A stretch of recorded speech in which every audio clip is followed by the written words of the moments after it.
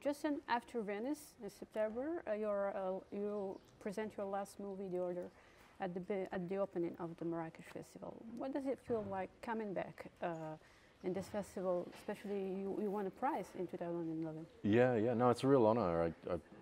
My first film, Snowdown, played here and got a kind of special jury prize, and I got to meet a lot of kind of my contemporaries, and first time in this incredible city. And then I was invited back a couple of years ago to be on the jury, which was really invigorating. It was amazing sort of being around. I mean, this festival's very particular in terms of supporting, not only cinema, but those sort of voices of those sort of first, second films, which you just sort of get a kind of a cinematic clarity out of those sort of first, second time films that, is really unique. So it's been a bit of a full circle coming back, and a real honour to have the film play last night. Yeah. So your last movie, The Order, it's based on the book of the Silent Brotherhood. Yes. Yep. It's about a white supremacy terrorist group that was active in the 80s in the United States. Why this story? What really touches you in this story? Well, I was really looking for an American film to do. I hadn't made American film, and a huge part of my sort of cinema growth, I guess, as a sort of teenager was American films. I was really very passionate about Sidney Lumet films and William Friedkin, and there was just something about this that I instantly read and thought it was a sort of throwback and a reminder of that kind of nostalgic kind of time of American cinema. So that was a sort of instant grab, but it was really kind of after getting past the first 30 pages and understanding that it was sort of based on a true story, and that there was this thing called the Turner Diaries, and and that this group, and why they were sort of doing these heists was to sort of fund and support this sort of first domestic terrorist group in America, kind of create this sort of homegrown militia group.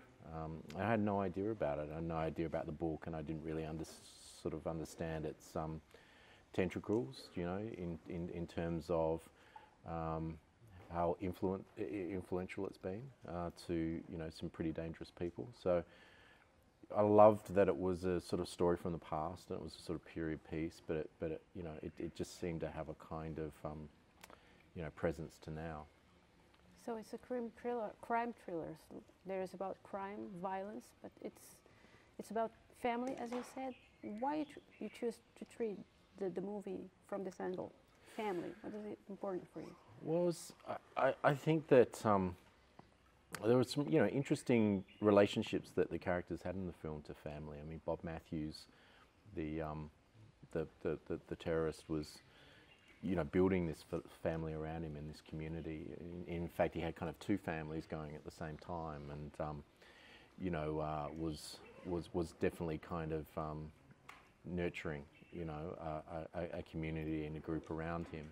And then you sort of had the character of Husk, who was coming in to sort of start this sort of fresh life and be in this sort of new place, and was without family and quite isolated, and a bit of an outlier in town.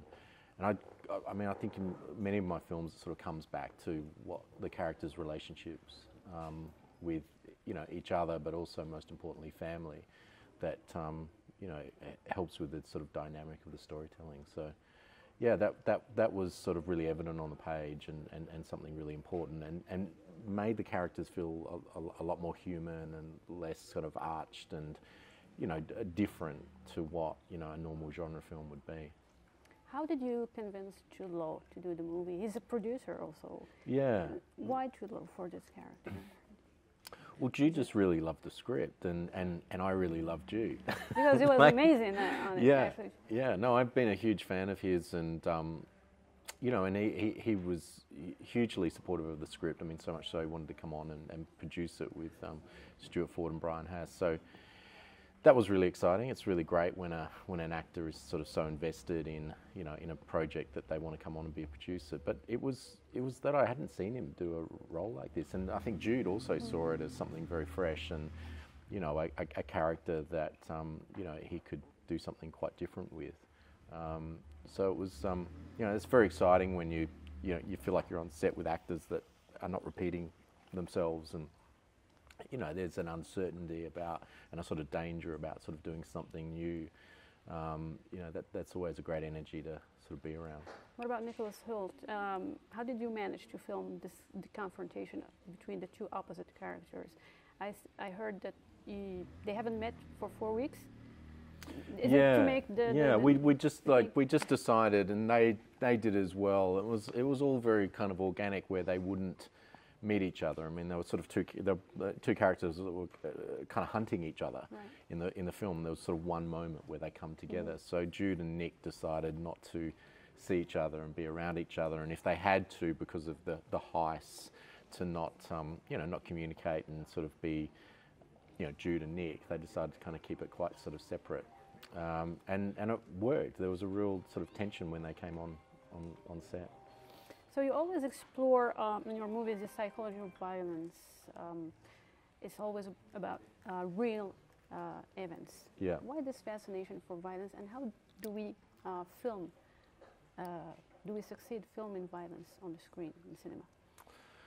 Because the movie was amazing, by the way. Yeah. No, look, it's I guess my films have had a lens on violence. I mean, I guess I'm always really interested in the cost of it, and there being something kind of sort of grounded and authentic about it. That it's not, that it is speaking to kind of character, and it's always fascinating to me. I think where violence comes from, and how it's expressed, and what we can learn from it. I think it's those sort of dark shadows of sort of history where you can, with a bit of distance and through this sort of amazing art form, you can, sort of start to explore it and ask questions and be more curious about it, and there's always that kind of human element to violence that is unexpected, and I've always been quite fascinated by it. But I'm desperately looking for a comedy at the moment, or a something that where no one's killed in it, or people are doing bad things to each other. Okay, any project for the future, comedy? No, I'm just looking. I kind of my first film, Snowdown, which was about these sort of terrible serial killings in Australia. It happened in a community that I grew up in, so that was a very personal connection to that. But as you get older, and I've sort of had daughters, and they've all sort of grown up, you start to kind of want to look at different things, and I can definitely sort of feel a kind of shift is happening in me in terms of sort of the things that interest me. I was wondering what kind of director you are. Do you really know exactly what you want on the set, or do you leave freedom to actors to improvise? Yeah, I really love to have a pretty loose set. I sort of feel as though, part of the job is to kind of make everything feel really spontaneous and real, and for it to have a kind of energy to it that never feels sort of over-rehearsed or contrived.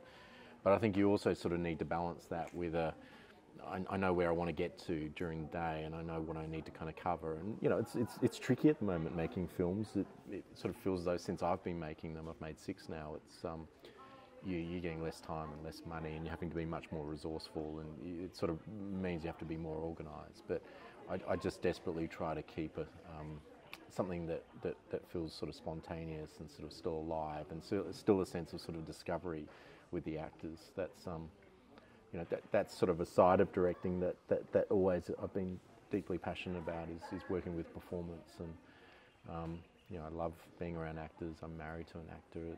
I find what they do kind of quite extraordinary, and so it's definitely the kind of centre and the heart of what I like to do as a director. We're going to animate a masterclass in the festival. What would be your advice for young directors? They want to break in this field. I just think you have to very quickly sort of find what your voice is, and what your sort of point of view of cinema is. I think it took me a while to kind of understand that, where you want the audience to be with a character, how you're going to bring to screen that kind of point of view. Because at the end of the day, that's what transports an audience. That's what brings them into your kind of vision. So, yeah, that's probably the biggest thing. Last question. Do you think really cinema can change things where politics fails? Sorry, what was it? Do you think that cinema can change things, or it's just a utopia, you know? No, I think cinema has a powerful effect on the kind of subconscious of us. I think that those experiences where you're deeply moved or your point of view is really shifted, I think they stay with you, and I think they do have an effect on you. But I think it's an incredibly emotive and important art form, and you know, can be extremely powerful. It's sort of why I'm obsessed and addicted to it. Is that, you know, some of the most important things that have moved me have come from films. So yeah, no, I think it's still really important, and I think it's still really important to be watching films with an audience, with other people next to you, and experiencing the film at the same time that they are.